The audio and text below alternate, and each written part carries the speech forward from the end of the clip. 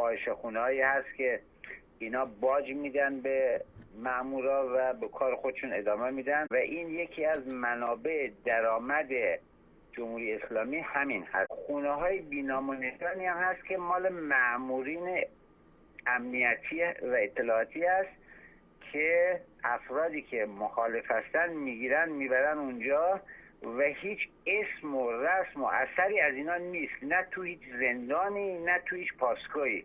میرن اونجا دیگه اصلا غیب میشن دیگه، معلوم نیست دیگه حالا اینا زنده میمونن مرده، هیچ اسم و اثر ازشون نیست. یکی دوتا هم نه فراوان که شما در هر زندانی برین اون شخص ناپدید شده رو پیدا نمیکنین، میگن آقا ایشون مفقود شده. تو هر پاسگاهی برین پیدا نمیکنین. ولی همچین خونه‌ای هست که اینها رو میبرن اونجا دیگه معلومه چه بالای سرشون میاد. همین قاضی مرتضوی هم در همین برنامه نقش داشته. درست.